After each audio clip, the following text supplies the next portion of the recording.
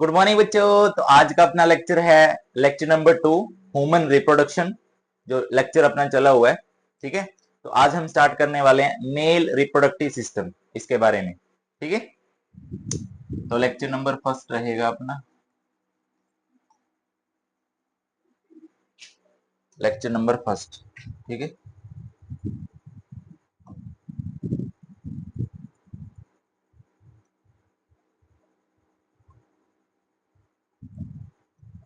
देखो फिर स्टार्ट करते हैं male reproductive system. Male reproductive system,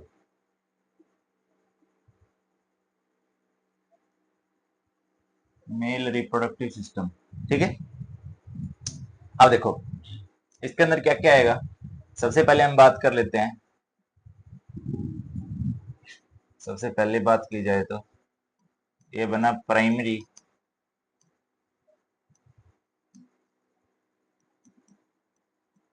primary sex organ. Primary sex organ कौन सा होगा? प्राइमरी सेक्स ऑर्गन हम किसको बोलते हैं? टेस्टिस को बोलते हैं। टेस्टिस पेयर्ड फॉर्म होती है, और अगर मैं टेस्टिस लिखूं, अगर मैं टेस्टिस लिखूं, इसका मतलब ये सिंगल है।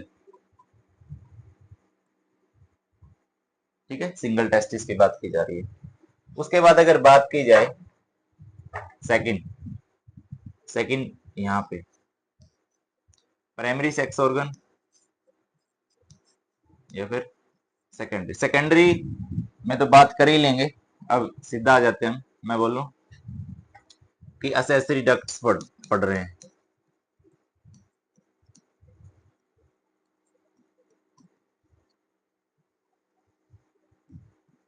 असेसरी डक्ट्स, ठीक है। असेसरी डक्ट्स में कौन कौन आ रहा है? असेसरी डक्ट्स में रीटी टेस्टिस, रीटी टेस्टिस, वैस इफ्रेंसिया,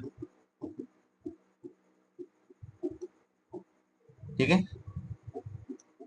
एपिडिडिमस या फिर एपिडिडाइमस, एंड फोर्थ वाला क्या बन रहा है? वैस, वैसा डिफरेंस। ठीक है, उसके बाद थर्ड पे हम बात कर लेते हैं असेसरी ग्लैंड्स, असेसरी ग्लैंड्स। ठीक है, ये तो देखो असेसरी डक्ट्स है। अब साथ में हम बात कर लेते हैं असेसरी ग्लैंड्स की। असेसरी ग्लैंड्स कौन सी हैं? असेसरी ग्लैंड्स में बात की जाए तो सेमिनल वेसिकल,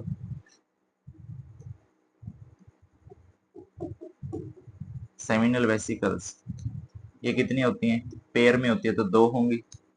उसके बाद प्रोस्टेट ग्लैंड, प्रोस्टेट, प्रोस्टेट, ठीक है, आर लगा लेना। ये कितनी होती है? वन होती है। और उसके बाद लास्ट वाली है अपनी कोपर ग्लैंड, ये कितनी होती है? ये भी टू होती है। या फिर इसको दूसरा नाम मैं क्या दे सकता हूँ? इसको दूसरा नाम मैं दे सकता हूँ बल्बो यूरिथ्रल ग्लैंड। ठीक है, और फोर्थ, फोर्थ पे आ जाता है अपना, फोर्थ में इधर लिख रहा हूं, फोर्थ पे आ जाता है अपना एक्सटर्नल जेनिटिलिया। इसके अंदर कौन आ रहा है? इसके अंदर आ रहा है पेनिस, इसके अंदर आ रहा है पेनिस। और पेनिस को बच्चों क्या बोलते हैं? पेनिस को बोलते हैं ऑर्गन ऑफ, या फिर ऑर्गन फॉर कोपुलेशन। ठीक है, ठीक है, या फिर इसको तुम मेटिंग के लिए भी बोल सकते हो। डिटेल में पढ़ेंगे इनके बारे में। अब जो बात करें प्राइमरी सेक्स ऑर्गन, अब अगर यहीं पे मैं बताऊं सेकेंडरी सेक्स ऑर्गन, अभी मेल रिप्रोडक्टिव सिस्टम की बात कर रहे हैं हम, ठीक है। तो उसमें कौन आ रहा है, वैसा डिफरेंस एंड एपिडिडाइमस, क्लियर, ये आ रही है।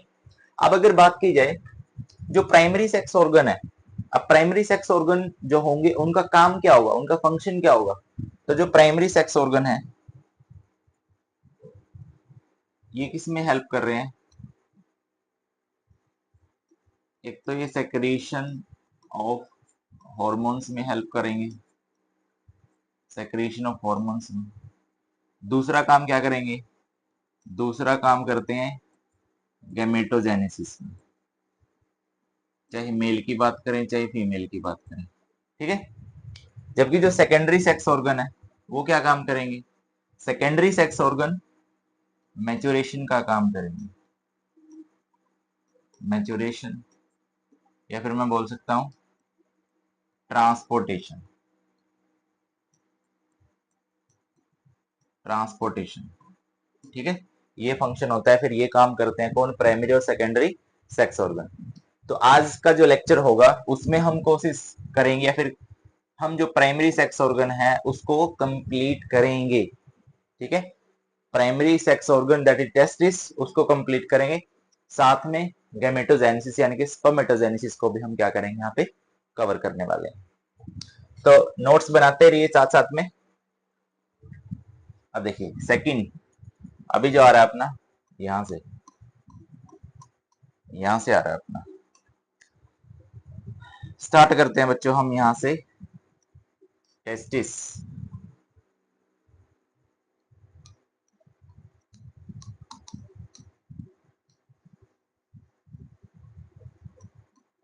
टेस्टिस से बात करते हैं।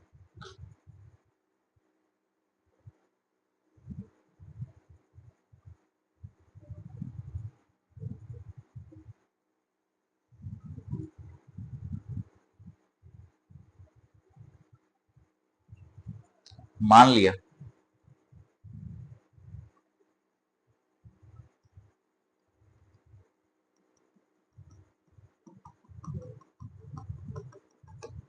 ठीक है, ये मैंने स्क्रोटम बनाया है, एक टेस्टिस इधर है एक टेस्टिस इधर है, या फिर मैं अलग अलग कलर क्यों आ रहा है भाई,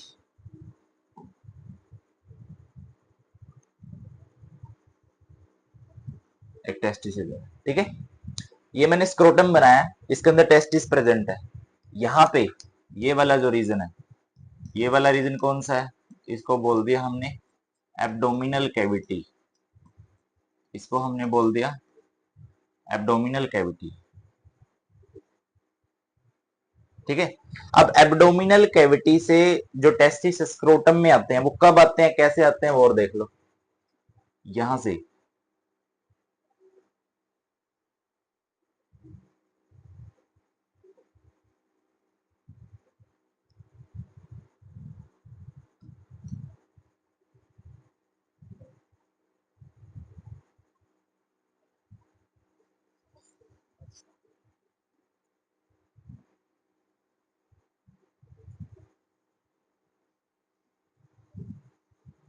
ये जो मैंने बनाई है ये वाली दोनों साइड में, ठीक है।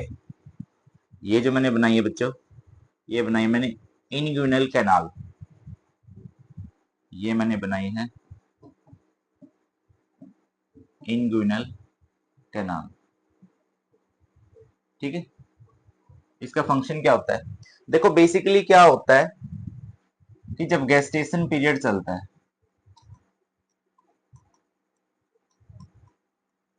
जब गेस्टेशन पीरियड चलता है 9 मंथ का होता है, ठीक है।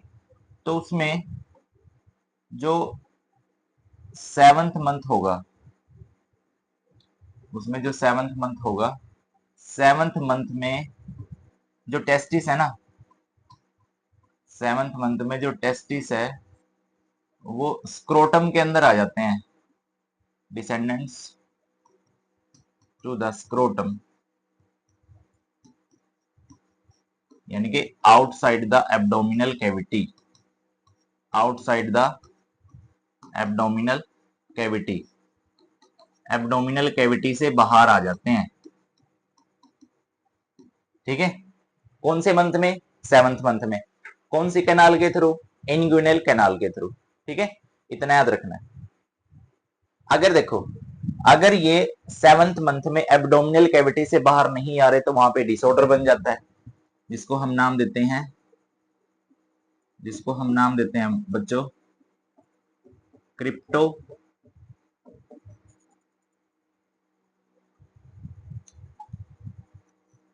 एक सेकेंड रुको,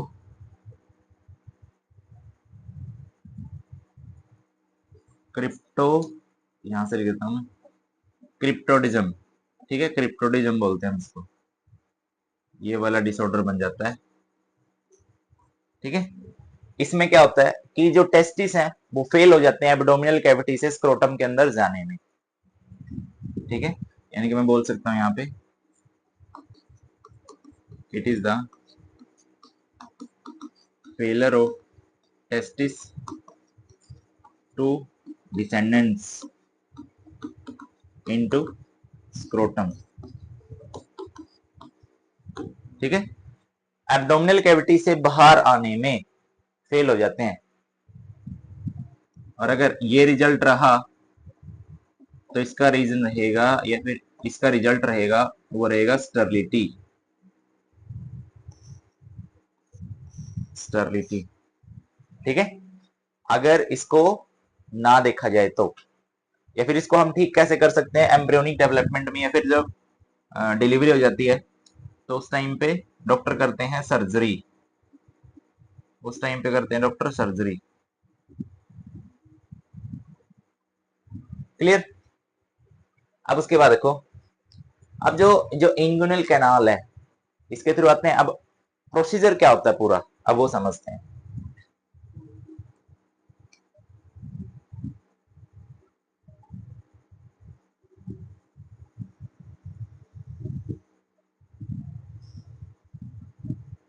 सेम स्क्रोटम बनाया मैंने यहाँ पे,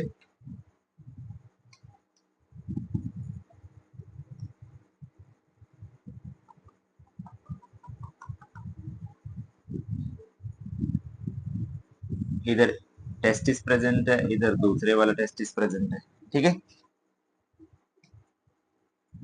यहाँ पे same abdominal cavity, abdominal cavity. यहाँ पे जो मैंने इंगुइनल कैनाल बनाई है ना, इसमें से कौन जाती है? Spermatic code. Spermatic code, spermatic code को और बना देता हूं मैं। मान लिया कुछ इस टाइप से, मान लिया कुछ इस टाइप से। ठीक है, मैं अभी टेस्टिस को थोड़ा सा एडजस्ट कर देता हूं।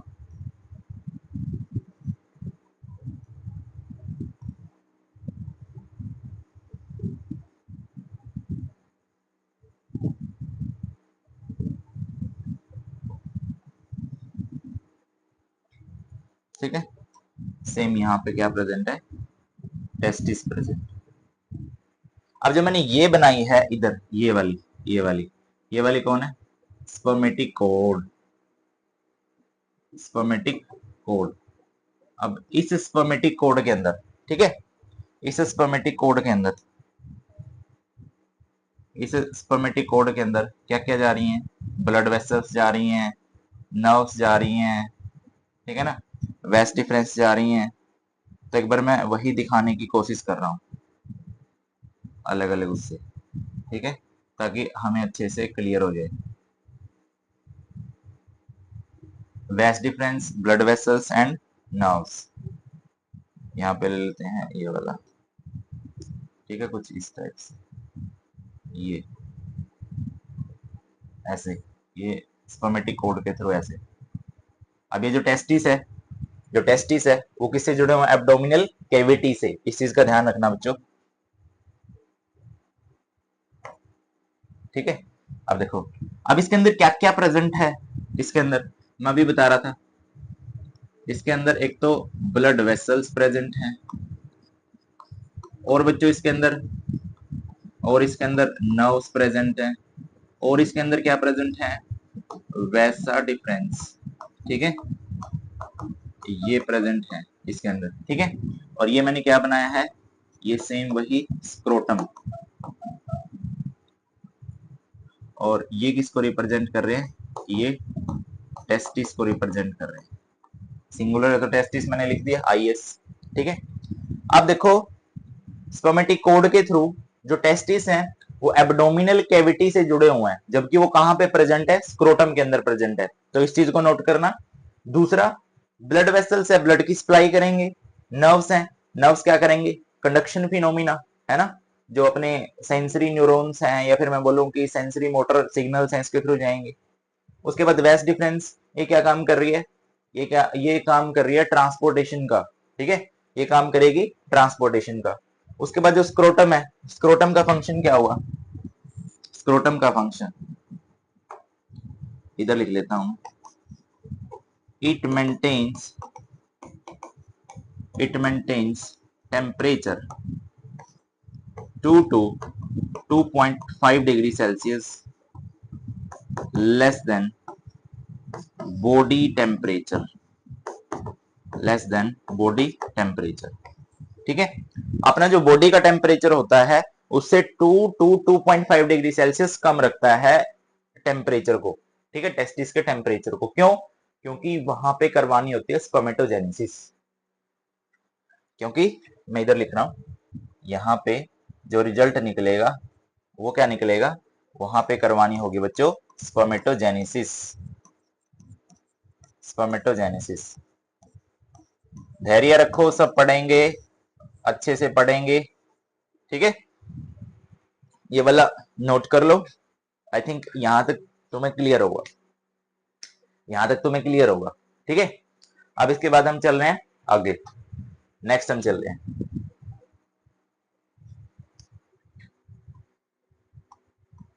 अब देखो, अभी मैं टेस्टिस को थोड़ा सा और डिटेल में बताने से पहले कुछ दो चार पॉइंट, ज्ञान की पॉइंट बता देता हूं तुम्हें, ठीक है।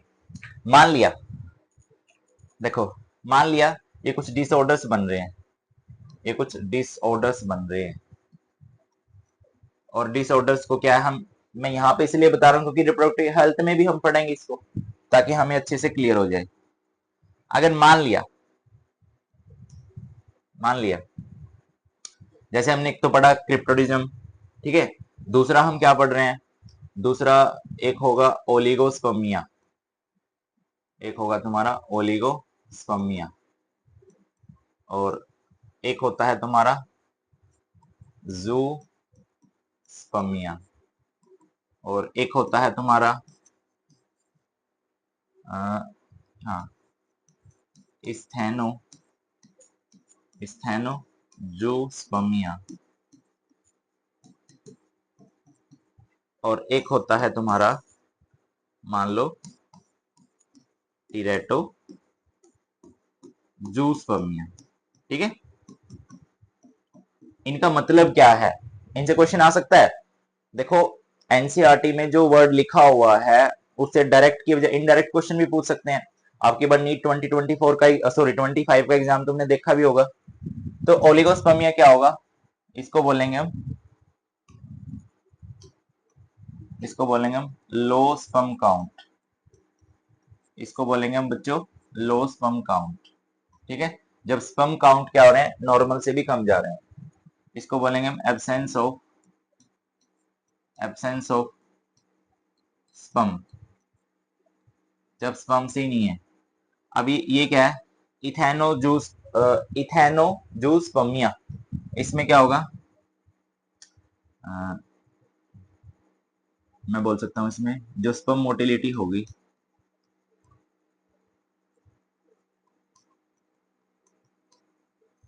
जो स्पर्म मोटिलिटी होगी वो क्या हो जाएगी यहाँ पे, डिस्टर्ब, ठीक है। यहाँ पे जो स्पर्म मोटिलिटी होगी वो बिल्कुल भी नहीं मिलेगी, एब्सेंस ऑफ स्पर्म मोटिलिटी,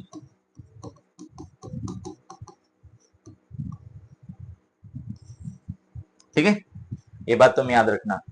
अच्छा, एक वर्ड और आता है जो हमें पता होना चाहिए, दैट इज कैस्ट्रेशन, वो होता है बच्चों कैस्ट्रेशन, इसमें क्या होता है, समटाइम्स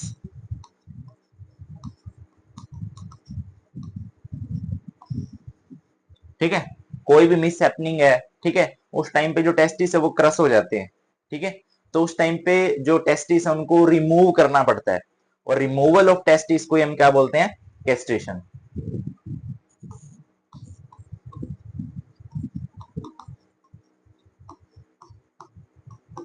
क्रशिंग ऑफ टेस्टिस, या फिर इसको बोल लो रिमूवल ऑफ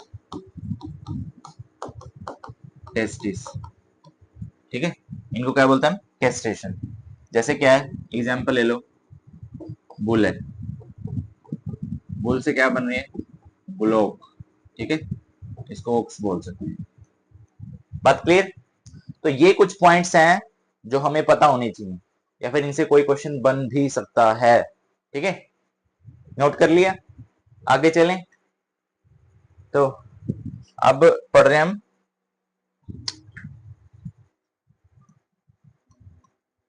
हम पढ़ रहे हैं सेक्शन, ट्रांसफर सेक्शन, टीएससी बोल of testis, TS of testis ही पढ़ रहे हैं, ठीक है।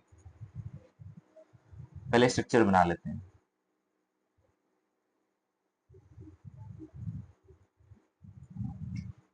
थोड़ा सा इसकी बजाय हम ये वाला कलर लेते हैं, थोड़ा सा और अच्छा रहेगा, ठीक है। अब इसके सराउंडिंग एक लेयर बना लेते हैं,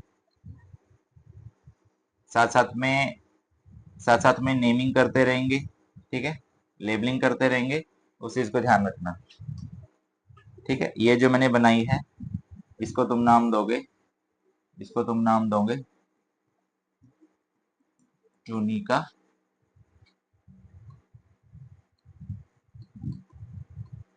वेजिनेलिस, ठीक है, आउटर लेयर।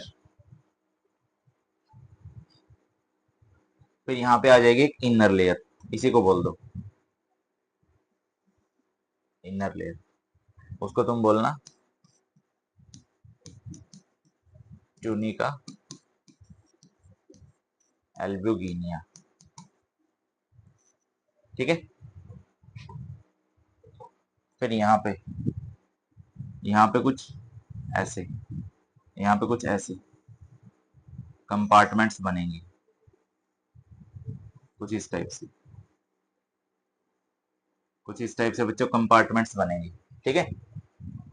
अब जो इसके अंदर वाली लेयर होगी, अंदर वाली लेयर को मैं इससे बना रहा हूँ, फिर इससे बना लो, ठीक है। अंदर वाली लेयर ये इनर लेयर है, ये वाली लेयर मैंने बनाई बच्चों इनर लेयर,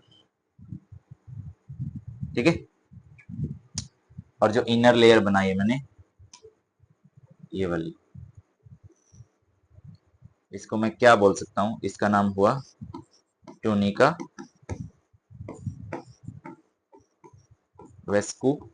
वेस्कुलोसा, ठीक है।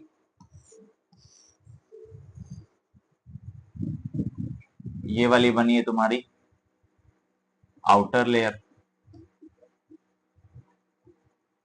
और ये वाली बनी है तुम्हारी inner layer, sorry middle layer, ये वाली बनी है तुम्हारी मिडल लेयर, और ये वाली बनी है तुम्हारी इनर लेयर,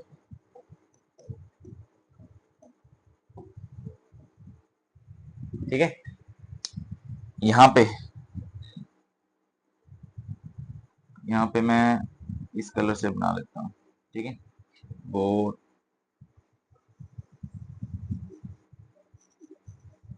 कुछ इस टाइप से। ये मैंने बनाए हैं सेमनीफेरस ट्यूब्यूल्स, ये मैंने बनाए हैं बच्चों सेमनीफेरस ट्यूब्यूल्स, हर एक कंपार्टमेंट में होंगे,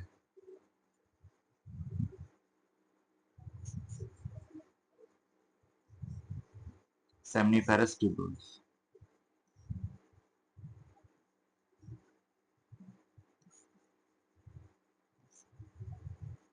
ठीक है।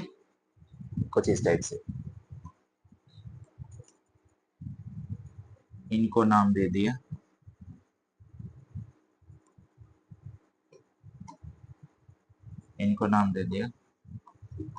Seminiferous tubules.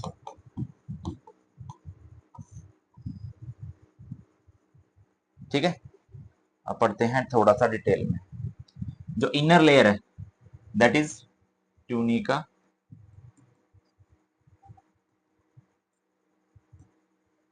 एल्ब्यूगिनिया, ये वाली इनर लेयर बन रही है, क्या काम कर रही है? ठीक है, ये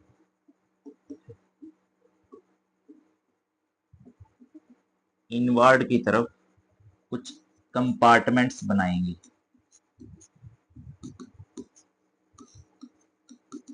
ठीक है, कुछ कंपार्टमेंट्स बनाएंगी और वो कंपार्टमेंट्स कितनी होंगी? Approximately around 250।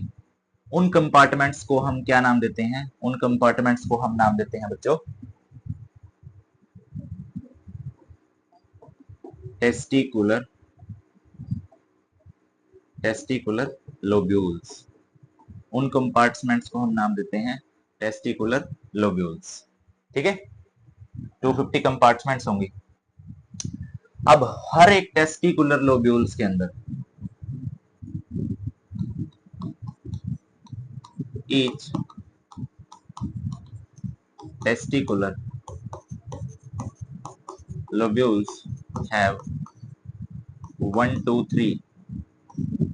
3 seminiferous 1 2 3 seminiferous tubules। हर एक कंपार्टमेंट्स के अंदर, हर एक लोब्यूल्स के अंदर क्या होते हैं? 1 2 3, 1 से 3 सेमनीफेरस ट्यूब्यूल्स होते हैं। ठीक है, जैसा दिखाया भी हुआ है। तो वो सेमनीफेरस ट्यूब्यूल्स क्या काम करेंगे? इनका जो फंक्शन होगा, यहाँ पे क्या बनेंगे? Sperm.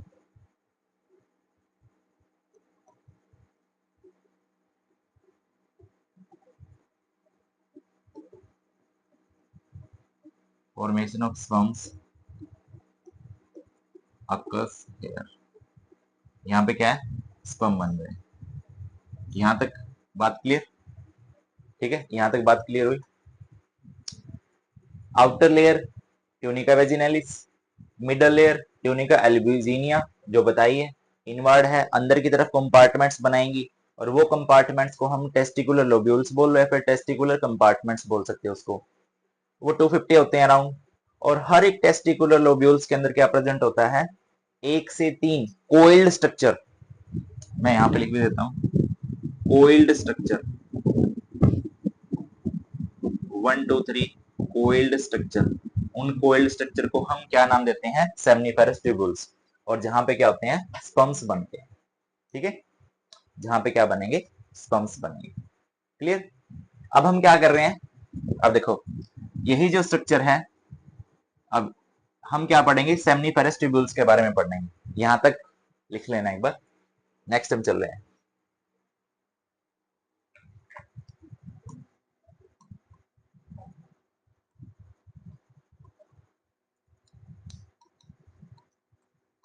TS of seminiferous tubules, transverse section of seminiferous tubules. ठीक है, सेमनीफेरस ट्यूब्यूल्स का ट्रांसवर्स सेक्शन। जैसे मान लो वहां पे कुछ इस टाइप से वो कोइल्ड स्ट्रक्चर बनाए थे ना कंपार्टमेंट्स के अंदर, कुछ इस टाइप से। ठीक है, अब हम क्या कर रहे हैं?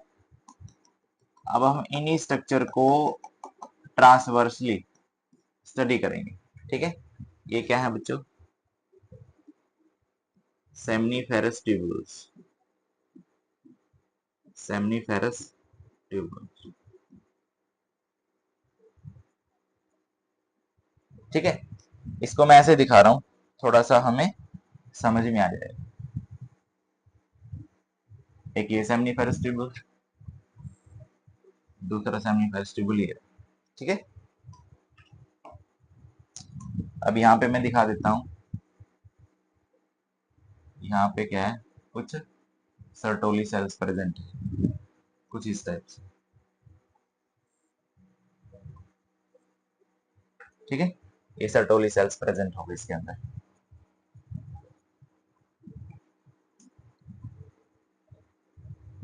ये सेमनीफेरस ट्यूब्यूल्स बनाया, सेमनीफेरस ट्यूब्यूल्स बनाया हमने। इसके अंदर ये जो दिखाया है ये क्या है अपना, इसको बोला हमने Sertoli cells,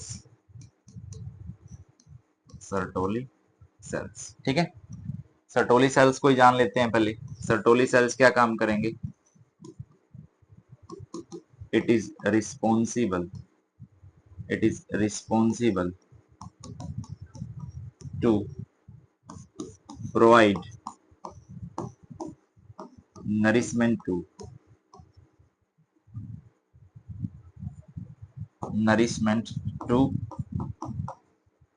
developing germ sales.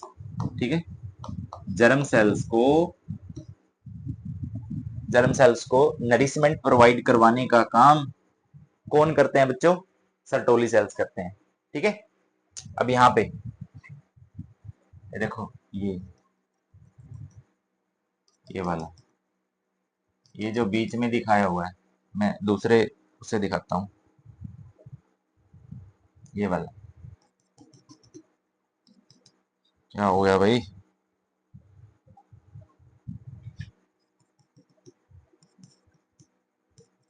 ये जो बीच में स्पेस है ना, इस स्पेस को हम नाम क्या देते हैं?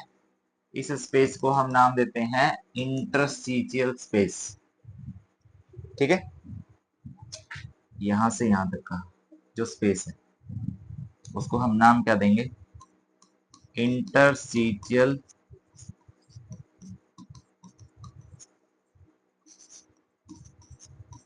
इंटरस्टिशियल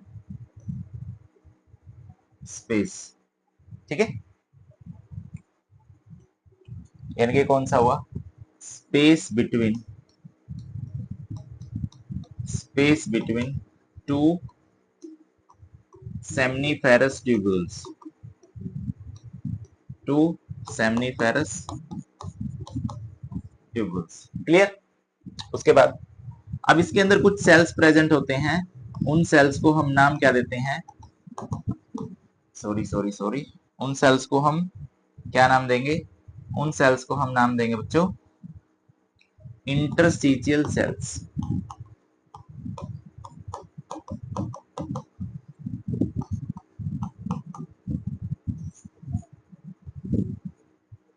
ठीक है, इंटरस्टिशियल सेल्स। अब जो इंटरस्टिशियल सेल्स होगा,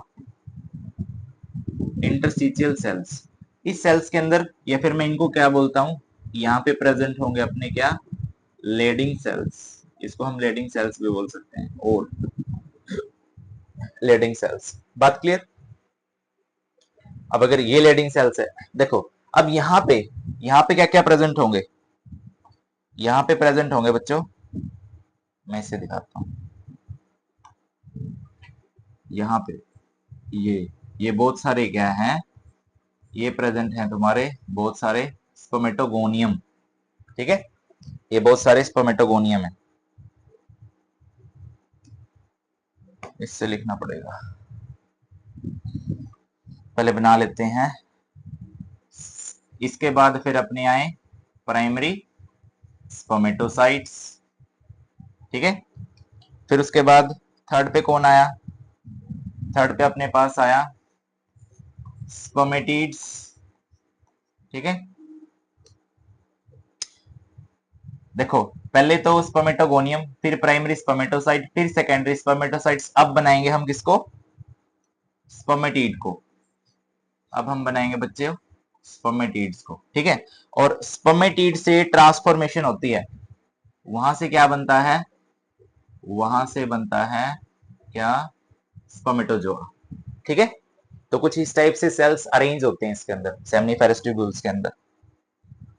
ठीक है, तो हम नाम दे देते हैं, मान लिया ये जो व्हाइट वाले हैं, व्हाइट वाले इसको मैं लिख रहा हूं नाम क्या, इसको नाम दे दिया मैंने 1 का, इसको ग्रीन वाले को नाम दे दिया मैंने 2 का, इसको मैंने नाम दे दिया 3 का, और इसको नाम दे दिया मैंने 4 का, और ये कौन है 5th। ठीक है, अब इनको मैं एक बार यहाँ पे बता रहा हूँ 1 बाय 1। 1 फर्स्ट पे कौन आ रहा है, फर्स्ट पे आ रहा है अपना स्पर्मेटोगोनियम, फर्स्ट पे आ रहा है बच्चों अपना स्पर्मेटोगोनियम। सेकंड पे कौन आ रहा है अपना प्राइमरी स्पर्मेटोसाइट, प्राइमरी स्पर्मेटोसाइट्स बच्चों। ठीक है, थर्ड पे कौन आ रहा है अपना सेकेंडरी स्पर्मेटोसाइट्स, सेकंड पे कौन आ रहा है सेकेंडरी स्पर्मेटोसाइट्स। एंड फोर्थ पे कौन आ रहा है, फोर्थ पे अपने बन रहे हैं स्पर्मेटिड्स। एंड फिफ्थ पे कौन आया स्पर्मेटोजोआ, ये कौन आया अपना स्पर्मेटोजोआ। ठीक है, ये मैंने इसलिए भी लिखवाए हैं क्योंकि जब हम स्पर्मेटोजेनेसिस करेंगे उसमें भी हम 1 बाय 1 इनको पढ़ेंगे कि एक्चुअल में होते क्या है। ठीक है, अब देखो ये चीज हुई क्लियर, ये चीज हुई क्लियर। अब जो इंटरस्टिशियल सेल्स है इसके अंदर क्या क्या प्रेजेंट है, सॉरी इंटरस्टिशियल स्पेस, इसके अंदर इंटरस्टिशियल सेल्स प्रेजेंट है जिनको हम लेडिंग सेल बोलते हैं। अब जो लेडिंग सेल हैं वो क्या काम करेंगे, लेडिंग सेल्स काम करते हैं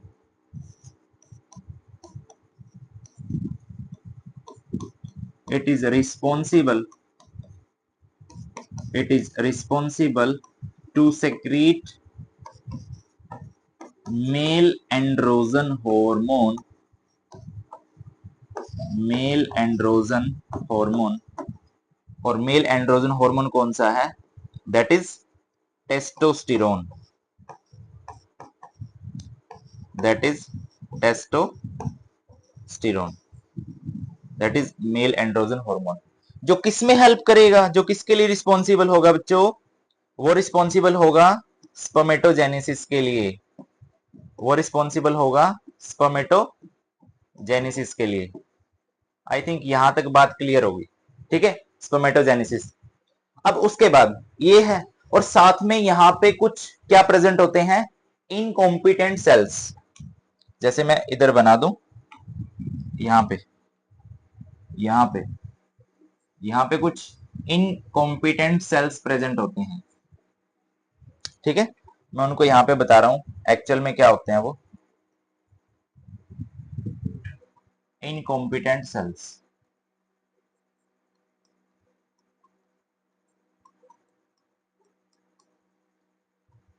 वैसे एनसीईआरटी में नहीं दे रखा है, तो इनकॉम्पिटेंट सेल्स में तुम किसको मान सकते हो, कुछ डब्ल्यूबीसीज को। ठीक है, ये इनकॉम्पिटेंट सेल्स होंगे जो इंटरस्टिशियल स्पेस के अंदर प्रेजेंट होंगे।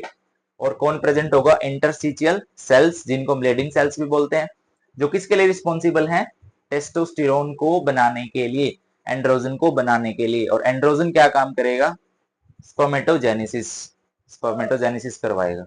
ठीक है, अब अगर देखा जाए अब ये सेमनीफेरस ट्यूब्यूल्स का जो अपना ट्रांसवर्स सेक्शन है ये हुआ खत्म। ठीक है, अब हम नेक्स्ट चल रहे हैं कि जो अब ये लेडिंग सेल्स हैं। ठीक है, अब लेडिंग सेल टेस्टोस्टेरोन बना रहे हैं जो स्पर्मेटोजेनेसिस करवाएगा। ठीक है, और जो सर्टोली सेल्स हैं उन पे कौन सा हार्मोन एक्ट करेगा, यानी कि मैं बोलूं कि हार्मोनल एक्शन अब क्या होगा, अब उसके बारे में हम पढ़ रहे हैं। ठीक है,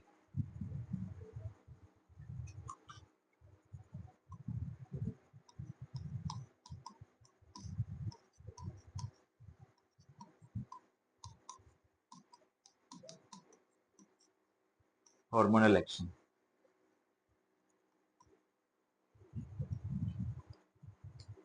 देखो इधर मैं मान लेता हूं अपने पास है, ये है सर्टोली सेल्स, दोनों के केस में बताऊंगा। इधर मैं लिख लिया ये है सर्टोली सेल्स। ठीक है, और इधर प्रेजेंट है अपने लेडिंग सेल्स, इधर प्रेजेंट है अपने लेडिंग सेल्स। ठीक है, अब मैं शुरुआत करता हूं किससे, हाइपोथैलेमस से। अब मैं शुरुआत करता हूं हाइपोथैलेमस से। अब जो हाइपोथैलेमस है वो किस पे एक्ट करेगा, वो एंटीरियर पिट्यूटरी पे, एंटीरियर पिट्यूटरी पे। अब जो एंटीरियर पिट्यूटरी होगी, अब जो एंटीरियर पिट्यूटरी होगी ये आगे क्या सेक्रेट करवाएगी, ये GnRH, ठीक है, जो क्या बनाएगा, जो बनाएगा बच्चों यहाँ पे LH हार्मोन, ठीक है, दैट इज ल्यूटिनाइजिंग हार्मोन। इसको हम नाम देते हैं ल्यूटिनाइजिंग हार्मोन, इसको हम नाम देंगे ल्यूटिनाइजिंग हार्मोन का। अब ये ही ल्यूटिनाइजिंग जो हार्मोन होगा ये क्या काम करेगा, ये एक्ट करेगा किस पे, लेडिंग सेल्स पे, ये एक्ट करेगा किस पे, लेडिंग सेल्स पे। फिर लेडिंग सेल्स क्या काम कर रहे हैं, Leydig cells male androgen, male androgen hormone बनाएंगे, उसका क्या नाम हुआ, दैट इज टेस्टोस्टेरोन, टेस्टोस्टेरोन। अब टेस्टोस्टेरोन मैंने बोला था क्या करवा रहा है, स्पर्मेटोजेनेसिस करवा रहा है, यानी कि स्पर्मेटोजेनेसिस अगर मैं बात बोलूं, अपने पास क्या है, स्पर्मेटोगोनियम है। अब जो स्पर्मेटोगोनियम होगा उसे क्या बन रहा है, उसे बन रहा है प्राइमरी स्पर्मेटोसाइट,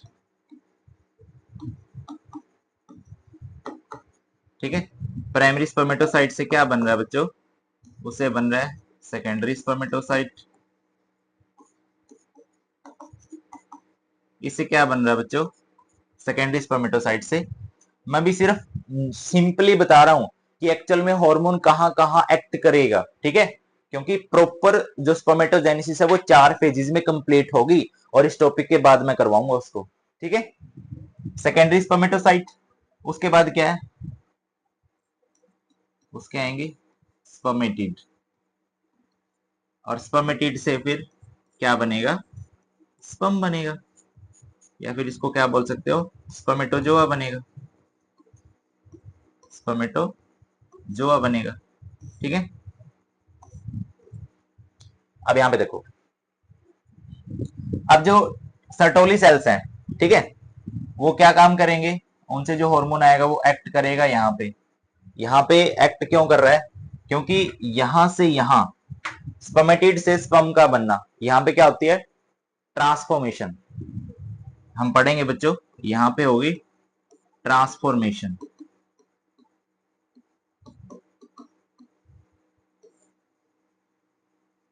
ठीक है, यहां पे होगी ट्रांसफॉर्मेशन। और ट्रांसफॉर्मेशन करवाने में कौन हेल्प कर रहा है, अपना सर्टोली सेल्स कर रहे हैं, ठीक है, सर्टोली सेल्स करेंगे। दूसरा, जो सर्टोली सेल्स हैं वो क्या काम करेंगे, वो इनहिबिन, इनहिबिन नाम का जो प्रोटीन मैं बोल सकता हूं जो किस पे एक्ट करेगा, जो इनहिबिट करेगा किसको, जो इनहिबिट करेगा, inhibit the secretion of, inhibit the secretion of FSH, ठीक है, FSH के सेक्रीशन को क्या करेगा, इनहिबिट करेगा। और साथ में सर्टोली सेल्स है, कहां पे एक्ट करेंगे, जब स्पर्मेटिड से स्पर्मेटोजोआ बनेगा, यानी कि वहां पे ट्रांसफॉर्मेशन होगी, ठीक है, वहां पे ट्रांसफॉर्मेशन होगी, तब भी काम कौन करेगा, सर्टोली सेल्स का। और देखो पढ़ते हैं हम कि जो भी हॉर्मोन्स हम पढ़ते हैं बायोलॉजी के अंदर, ऑक्सीटोसिन हार्मोन को छोड़ के बाकी सारे हॉर्मोन्स है जो नेगेटिव और पॉजिटिव फीडबैक देते हैं, ठीक है, कब उनको सक्रीट करवाना है कब नहीं करवाना है, ठीक है। तो दोनों बातें इसमें, ये चीज मैंने बता दी है कि हाइपोथैलेमस एंटीरियर पिट्यूटरी पे एक्ट करेगा, फिर वो GnRH रिलीज करवाएगा, GnRH क्या सेक्रीशन करवाएगा, LH का, LH किस पे एक्ट करेगा, लेडिंग सेल्स पे, लेडिंग सेल्स क्या काम करेंगे, मेल एंड्रोजन हार्मोन बनाएंगे, दैट इज टेस्टोस्टेरोन, ये काम, ये प्रोसेस स्टार्ट करवाएगा, दैट इज स्पर्मेटोजेनेसिस, स्पर्मेटोगोनियम से क्या बन रहा है, अपना स्पर्म बन रहा है, ठीक है। अब स्पर्मेटिड से जब ट्रांसफॉर्मेशन होगी, यहाँ पे कौन एक्ट कर रहा है, सर्टोली सेल्स, ठीक है, अब यानी कि सर्टोली सेल्स। अब इसको हम डायरेक्ट क्या ही बोले, ट्रांसफॉर्मेशन में हेल्प कर रहे हैं। साथ में इनहिबिन, इनहिबिन में, इनहिबिन किस में काम करेगा, जो FSH होगा उसके सेक्रेशन को इनहिबिट करने का काम करता है। ठीक है, यहां तक आई थिंक क्लियर होगा। और आज के लेक्चर में स्पर्मेटोजेनेसिस नहीं करवा पाऊंगा, ठीक है, क्योंकि अभी ड्यूटी पे भी जाना है, थोड़ा सा सुबह का टाइम है। तो नेक्स्ट वाले लेक्चर में हम लेक्चर नंबर 3 के अंदर स्टार्ट करेंगे मेल रिप्रोडक्टिव सिस्टम का part number 2, that is spermatogenesis and structure of sperm या फिर स्ट्रक्चर ऑफ स्पर्मेटोजोआ। ठीक है, आई होप आपको अच्छा लग रहा होगा, कंटेंट भी बढ़िया लग रहा होगा। ठीक है, जिसको जो भी पूछना हो कमेंट में आप कमेंट डाल सकते हो और वहां पे आपको उसका आंसर दिया जाएगा। ठीक है, और कभी भी अपने एम से मत भागना, क्योंकि अपने एम से भागोगे, ठीक है, अगर देखो कोई भी कॉन्सेप्ट है अगर वो क्लियर नहीं हो रहा तो उसको क्लियर करने की कोशिश करो, कहीं से क्लियर कर लो। लेकिन अगर उसको हमने यही सोच लिया कि ना ये तो टॉपिक हमें समझ ही नहीं आ सकता, हमने एक माइंडसेट बना लिया कि टॉपिक हमें समझ आ ही नहीं सकता, तो फिर वो कभी समझ में आएगा भी नहीं। ठीक है, तो पहले अपने आप को पॉजिटिव रखो कि हमें जिस डायरेक्शन में जाना है उस डायरेक्शन में हम सही से काम कर पाए। ठीक है, एक बात को याद रखो, तब तक सोशल मीडिया से दूर रहो जब तक कि हम हर सोशल मीडिया पे अपना नाम ना आए। समझ रहे हो? अभी नीट 2025 में तुमने देखा होगा ऑल इंडिया रैंक फर्स्ट आया है, उसका मैंने देखा था, वो बच्चा बता रहा था कि मैंने 2 साल प्लस वन प्लस टू में 2 साल बिल्कुल सोशल मीडिया पे यही नहीं पता कि क्या चल रहा है, लेकिन जब ऑल इंडिया रैंक फर्स्ट आया ना तो हर सोशल मीडिया पे सिर्फ उस बच्चे की फोटो घूम रही थी। ठीक है, तो यही इंस्पिरेशन के साथ भी हमें पढ़ना है कि हमें सोशल मीडिया या फिर और टाइप की डिस्ट्रैक्शन से इस टाइप से बचना है, ताकि आने वाला जो टाइम है, आने वाले टाइम में हर पॉइंट पे हर प्लेटफॉर्म पे सिर्फ हमारा ही नाम हो। ठीक है, थैंक यू बच्चों, मिलते हैं नेक्स्ट लेक्चर में।